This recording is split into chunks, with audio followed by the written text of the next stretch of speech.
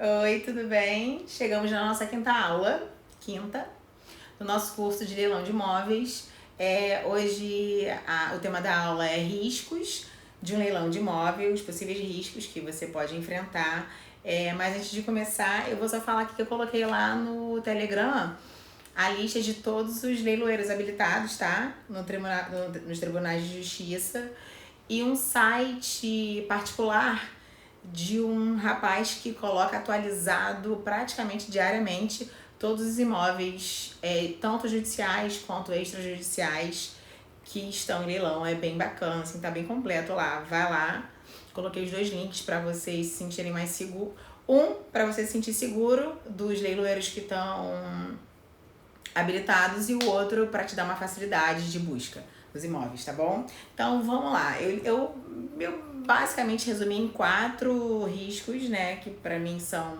Existem mais detalhes, mas vou falar os 4 que eu considero importantes, principais.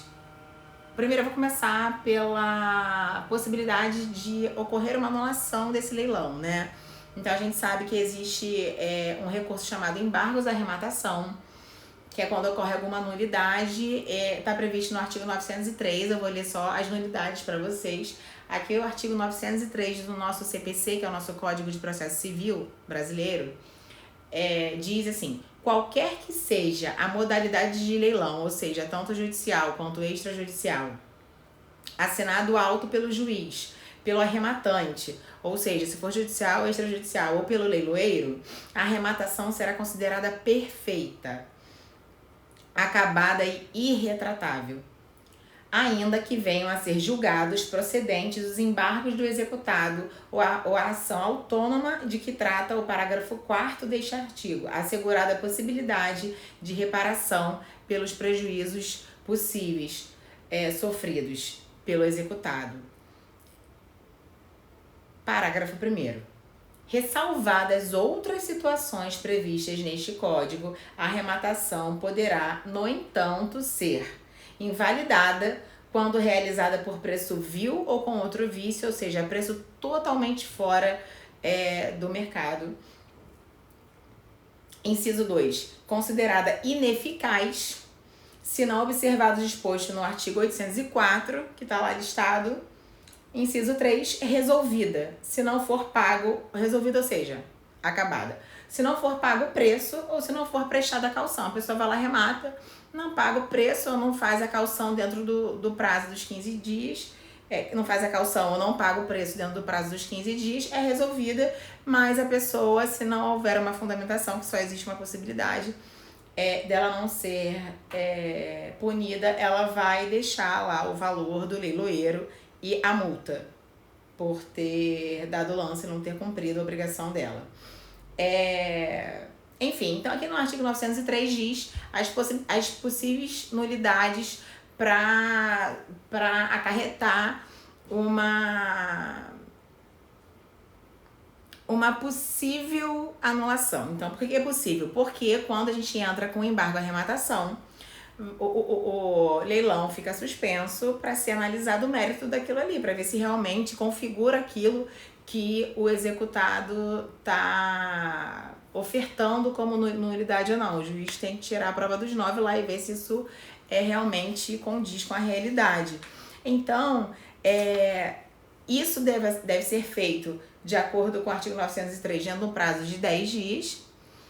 Se for feito dentro do prazo de 10 dias, então o leilão é desfeito, anulado, o dinheiro volta para quem arrematou e o executado fica com o imóvel dele. O problema aqui que acontece, gente, é que enquanto o leilão está suspenso e a pessoa deu lance, vai que, cara, é uma quantia significativa, vai que o cara, sei lá, eu vou falar quantia significativa, mas é uma coisa muito relativa também, é muito subjetivo o que é quantia significativa.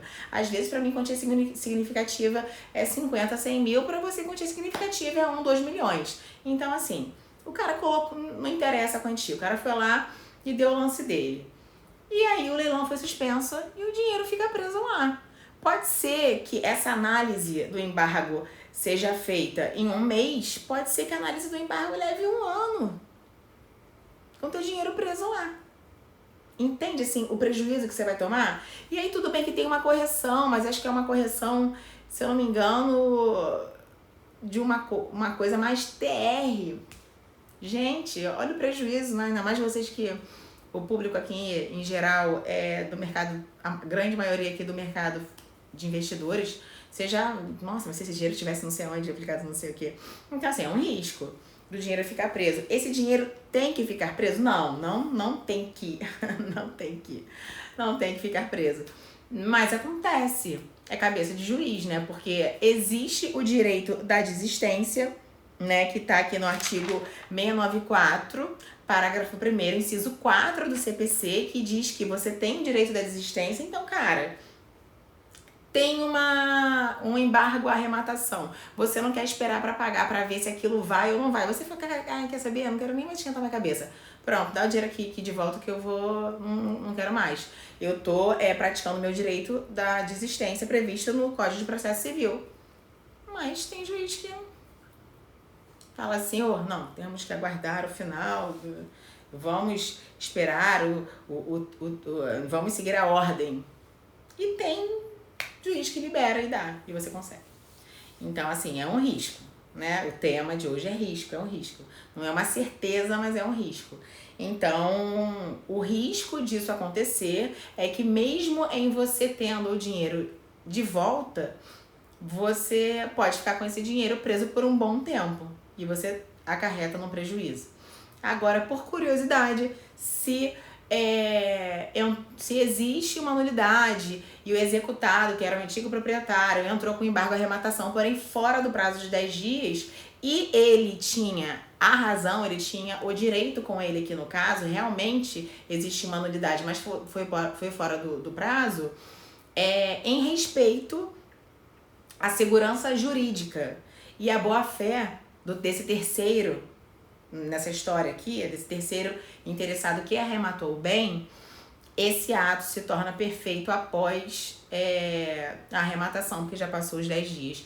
Então, mesmo o executado tendo direito e provando a nulidade, ele não vai conseguir reaver o imóvel dele, mas cabe a ele entrar com ação por todo o prejuízo causado ao exequente, que foi quem executou ele de forma errada, ilegal, equivocada. Então, cabe a ele pedir todo o prejuízo que ele teve ao exequente, porém, esse terceiro de boa-fé, que nada tinha a ver com aquilo, pagou, fez tudo certinho, acreditou, tá protegido. Ele continua com esse imóvel se for após esse prazo de 10 dias. Tudo bem, então, em relação à anulação, basicamente os riscos são esses, assim, mais fortes que ocorrem. Agora a gente tem um caso aqui, que aí o segundo risco que eu vejo que pode acontecer e as pessoas não se atentam a isso, né? Corre o risco de você arrematar um imóvel que tem uma cláusula de usufruto vitalício. Então, o que é usufruto vitalício? É quando você, ou seja, você tem um bem que não é seu, mas você tem o direito de uso e gozo, ou seja, você tem a posse sobre aquele bem até o dia da sua morte, entendeu? Então, a pessoa vai lá, arremata aquele bem, mas na matrícula daquele bem tem uma cláusula lá de usufruto vitalício em nome do Joãozinho das Covas, que tá naquele bem, e a penhora é sobre o imóvel e não sobre o usufruto, que é um direito real também. Então, o que acontece? Você arremata o bem, você consegue transferir a propriedade, registra no RGI a propriedade desse bem em seu nome, porém, o usufruto fica lá com aquela pessoa e de lá você não tira a pessoa fica lá até o dia que ela morrer. Só existem 2 maneiras legais de você resolver isso. Uma, você vai ter que esperar a pessoa morrer, E a segunda, que é bem mais difícil, para não dizer quase que impossível, a pessoa desistir do usufruto daquele bem ali para você ter antecipadamente aquela posse. Aí vai de você fazer uma negociação com a pessoa, ir lá conversar, oferecer alguma coisa para ela sair. Tem que ser interessante para ela sair, porque se ela tem usufruto daquele bem, ela vai sair por quê, né? Então pode ser que haja uma negociação. E a terceira situação ilegal é manda matar e pronto. É brincadeira, gente, pelo amor de Deus. Piadinha sem graça. Então, provavelmente, isso tava lá na certidão de R$ 11, no edital, né? Pode ser que você tenha papado mosca, que você não tenha visto.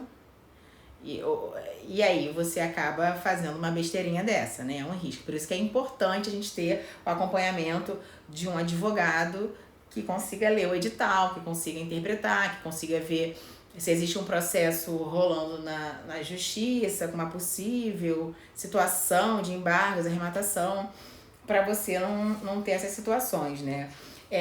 Então, como terceiro risco, eu vou botar aqui na ordem um cálculo mal feito.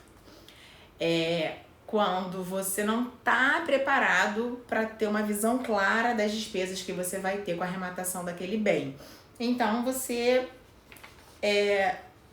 acaba que você pode gastar mais do que o valor de mercado daquele bem. Isso acontece, tá? Porque você tem que colocar no cálculo o valor arrematado, óbvio, mais o valor do leiloeiro, mais imposto, mais custas de cartório, mais despejo, se ele tiver ocupado. E aí o despejo, gente, os honorários advocatícios para realizar o despejo, mais custas judiciais, que aí dentro dessas custas judiciais você tem que pensar em oficial de justiça. Cada vez que o oficial de justiça vai lá fazer uma visita, uma notificação, é um valor, e aí quando você já está na situação triste de ir com força policial, aí você já tem que pagar a mudança também, daí você contrata, paga um caminhão para ir lá pegar os pertences daquela pessoa e deixar um depósito. É triste, mas acontece, você que arca com isso. Então assim, você tem que ter em mente que se estiver ocupado, tem esse mais em tudo isso que eu já falei. E se for um investidor aqui e não uma pessoa que compra para morar, né? Que a pessoa compra para morar, não vai entrar nessa situação que eu vou falar agora. Se for um investidor, ele tem que se preocupar também com valor de manutenção daquele bem até a revenda, né? E isso que eu não tô colocando nem no cálculo o flipping, homestaging, né? Que é quando você reforma, dá um charmezinho e tal. Eu tô falando do básico do básico. Quando você compra para revenda, a gente faz mais ou menos um cálculo, e aí entra naquela outra história que eu já falei lá atrás sobre a liquidez. Então, você tem que fazer um cálculo mais ou menos de 1 ano, aí você tem que multiplicar condomínio, custas de manutenção básica de água, de luz, etc e tal. IPTU, as taxas básicas, tem que colocar isso tudo na ponta do lápis, mais ou menos podendo ser vendido antes ou depois. Você tem que somar isso tudo e tem que valer a pena no fim. Entendeu? Tem que ter esse cálculo. Senão você pode gastar mais do que aquele bem vale e você tem que estar atualizado do valor que aquele bem está valendo atualmente. Tá bom? Que não é o valor venal às vezes, que é o que consta lá na tabela da prefeitura. Não bate. Na maioria das vezes não bate. Então,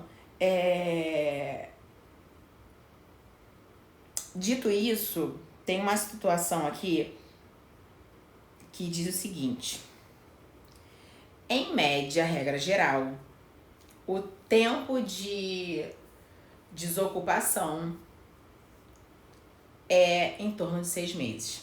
E eu tô entrando no quarto risco agora, tá? Quarto risco, 2 pontos. Tempo.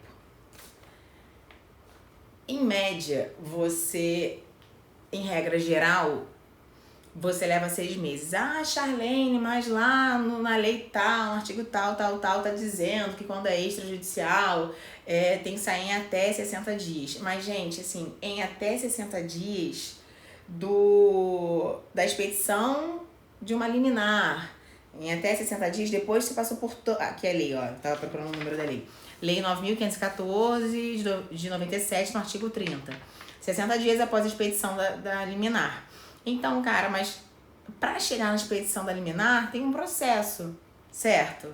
Aí você arrematou, aí você pega aquele auto de arrematação que equivale a uma escritura, aí leva no RGI, aí tem um tempo do RGI lá fazer o registro e transferir. Isso tudo não é assim, peguei no dia seguinte, já fui, dei entrada no cartório, papapá. Isso tudo tem um tempo, o RGI tem um tempo dele, e também varia de um para outro, né? A gente sabe que não é uma matemática tão certinha assim, pode ser que caia em exigência ou não, aí você pega, aí vai ao não sei o que, então até isso tudo acontecer, depois que isso tudo aconteceu, depois que o juiz dá a liminar, que também, aí você dá a entrada, se for extrajudicial você tem que dar a entrada numa ação, aí vai pro cartório, distribui pra cair lá na mesa do juiz, aí fica naquele momento, quem é advogado tá entendendo o que eu tô falando, né, mas é mais ou menos assim que funciona. Tem toda uma historinha. Aí vai pra mesa do juiz, mas na mesa do juiz já tem assim uma montanha de coisas. Mesmo sendo liminar, tem uma montanha lá, então até chegar na sua. Isso não é história triste, gente, isso é realidade, né? Isso é um fato. Até chegar na sua, só um tempo. Então, por isso que esses 60 dias acabam virando, em média, se for um processo simples, 6 meses. Entendeu? Então, 6 meses é um prazo bom. Não é ruim, não. Mas tem casos de desocupação com mais de 10 anos. Pensa. Então, é importante você fazer um estudo e uma análise e você ter alguém que entenda do assunto ali, tá? Que mesmo você tendo alguém que entenda do assunto, nada é 100% garantido. Imagine, então, se você for sozinho, tá bom? É muito importante isso. Eu vou falar aqui de uma coisa. Ah, não, antes de eu falar dessa coisa que eu falar, deixa eu falar uma situação bacana que aconteceu agora tem uns 3 meses. Uma pessoa conhecida, um baby shark nosso, arrematou um imóvel aqui no Rio de Janeiro, no bairro chamado Botafogo. Que é um bairro bacana aqui e tal. É um bairro que tá com se eu não me engano, é o bairro que tá com a maior liquidez no Rio de Janeiro. Hoje em dia, que tá com o maior valor de aluguel também. Não sei o que aconteceu com o Botafogo, tá bombando. E aí a pessoa arrematou esse imóvel, porém ele tava vindo com dívidas de IPTU. Então aí a gente sabe que quando o imóvel tá com dívida, o que acontece? Você arremata, aí aquele dinheiro, aí é cheio de processinho, né? Aí primeiro tem que pegar esse valor, cumprir as dívidas, pra zerar todos os débitos que ele tem, pra quando zerar, você conseguir dar o ok de cada, se é IPTU, se é condomínio, ok de cada órgão, pra falar, tá ok, zerou, pra depois vir pra você, pra liberar, pra você levar, pra RG, etc e tal. Então, o que essa pessoa fez? Ela falou, cara, arrematou por 1.700.000. Ela falou assim, cara, eu vou fazer o seguinte, se tá com 100 mil de dívida de IPTU e ao invés de eu dar 1.700.000, eu já vou ir lá, pegar o saldo devedor, quito, já lá no órgão competente do estado que for, e ao invés de dar 1.700 na arrematação, eu dou 1.600. Eu já adianto, sei lá, mais de um mês aqui. Que é ficar nesse trâmite de pago IPTU, para depois dar ok, para voltar mais de um mês até. Já ganhou bastante tempo aí. O cara arriscou, fez isso. Foi lá, pagou IPTU por fora daquele imóvel, emitiu uma guia de todos os débitos para trás, pagou. Deu 100 mil a menos aqui, deu tudo certo, ok, arrematou, levou a dele, deu tudo certo. Agora, SOS, gente, isso só pode acontecer no processo judicial, Porque lembra no episódio passado? Se você fizer isso no extrajudicial e essa obrigação e for um leilão de alienação fiduciária e essa obrigação tiver, tô dando um exemplo, essa obrigação tiver sendo do Santander, sei lá, e você pagar, acabou. Você não tem como pedir, você não tem como dar 100 mil a menos aqui e pedir para ele te reaver. Isso não existe. Lá você não consegue fazer isso, dar essa adiantada, tá? Essa obrigação é do credor do Santander. Você só consegue fazer isso, e é uma coisa nova que o cara tentou e deu certo, no leilão judicial, tá bom? Ganhar esse tempo no leilão judicial. Poderia ter sido feito também você assumir essa dívida, se for dívida de condomínio, né? Você ir direto lá na administradora, no condomínio, já pagar, enfim. Mas no judicial, tá bom, gente? Não pode fazer isso no extra, senão você vai perder dinheiro aí. Agora, voltando lá pra coisa que eu ia falar. E aí, existe uma lenda urbana, não é Charlene que está falando, entenderam?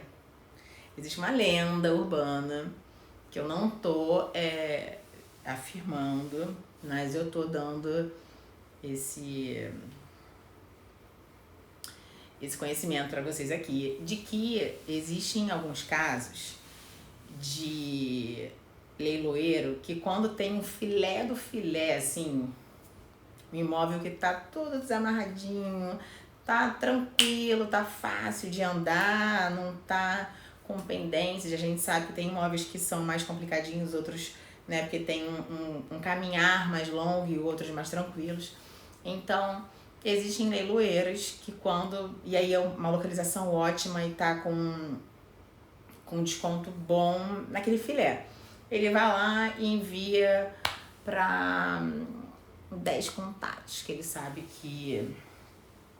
que são possíveis compradores e já são de longa data.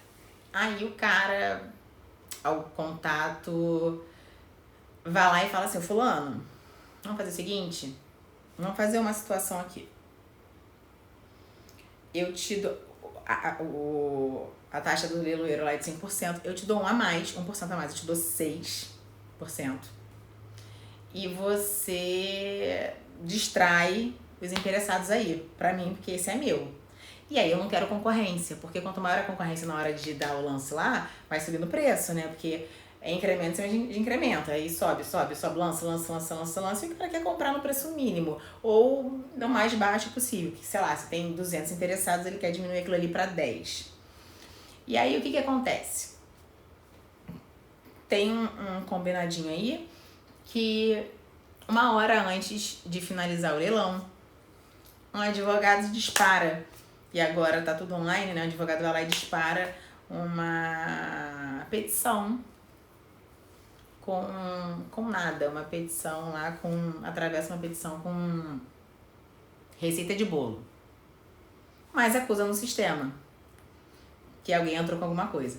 O leiloeiro, né, na hora que tá lá lendo e tal, o edital, tudo certinho lá, ele comunica que consta no sistema lá, daquele imóvel lá, que entrou uma petição lá e tal. Então, o que as pessoas pensam? Caraca, alguém tá entrando com embargo de execução, e aí as pessoas ficam com medo de acontecer aquilo que eu falei, daí suspende.